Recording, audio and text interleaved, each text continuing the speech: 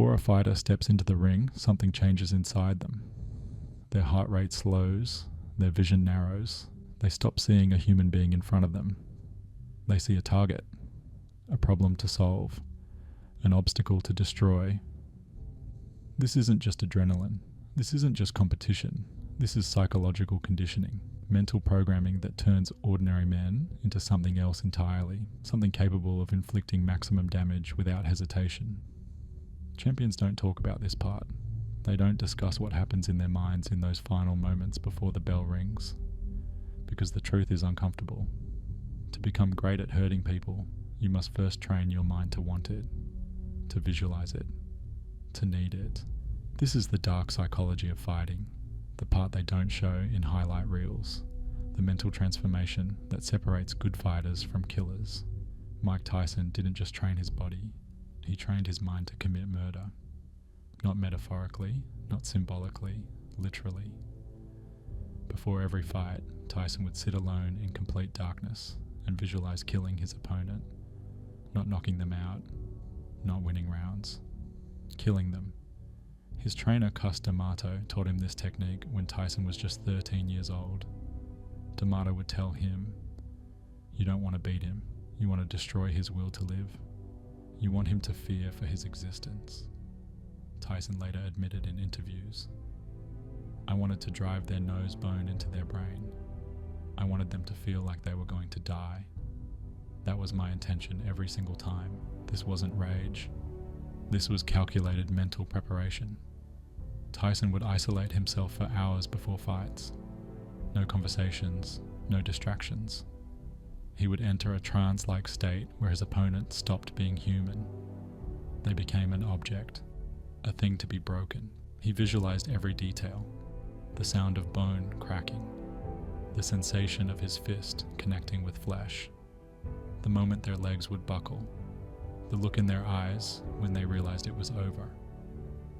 This level of visualization created something terrifying. When Tyson walked to the ring, he wasn't performing. He was executing a plan he had already completed in his mind dozens of times. But there was a cost. After fights, Tyson would often break down emotionally.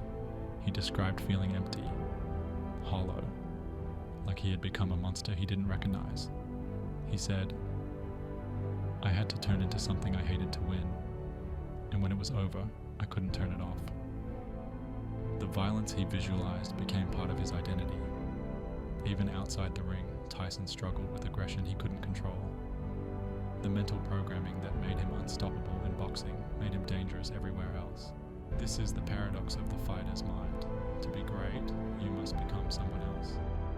But once you've trained yourself to think like a killer, that version of you never fully disappears.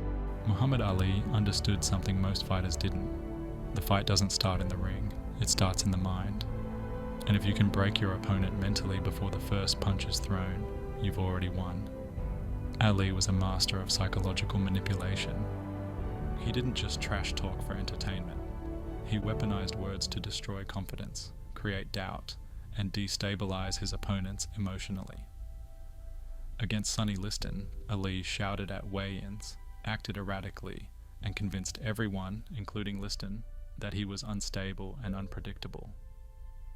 Liston, a brutal knockout artist, was so mentally rattled that he quit on his stool after 6 rounds. Against George Foreman, Ali spent weeks before the fight telling the media that Foreman was slow, predictable, and overrated. He planted seeds of doubt. Then in the ring, he used the rope-a-dope strategy. Not just physically, but psychologically.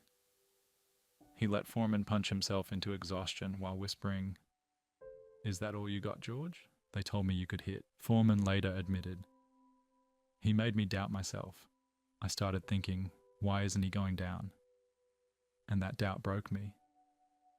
But Ali's psychological tactics had a darker side. Against Joe Frazier, Ali didn't just attack his boxing, he attacked his identity. He called Frazier a gorilla, an Uncle Tom, and mocked his appearance repeatedly. This wasn't just pre-fight hype. Ali humiliated Frazier publicly for years. Frazier never forgave him. Even decades later, Frazier said, I hated him for what he did to me. Not in the ring, outside of it. He tried to make me less than human. Ali's genius was understanding that physical pain is temporary, but psychological wounds last forever. If he could make an opponent hate him, doubt themselves, or feel humiliated, they would fight emotionally, not strategically. And emotional fighters make mistakes. This is the dark side of mental warfare. Ali broke people before they ever stepped into the ring, and some of them never recovered. Today's fighters don't just train technique, they train emotion, they engineer rage. Many boxers and MMA fighters use a psychological technique called anger anchoring. Before a fight, they deliberately recall the most painful moments of their lives. Betrayals, humiliations, losses. They use those memories to fuel aggression. Some fighters watch videos of themselves getting hit. They read hateful comments online.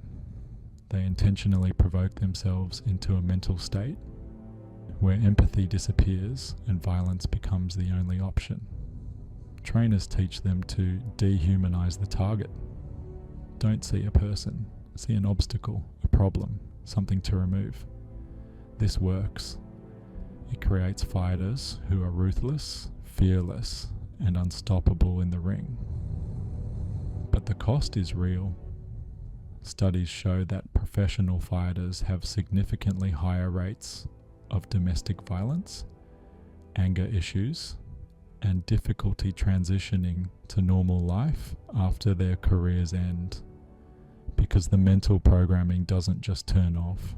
Once you've trained your mind to see violence as the solution, to shut off empathy, to visualize destruction, that version of you remains.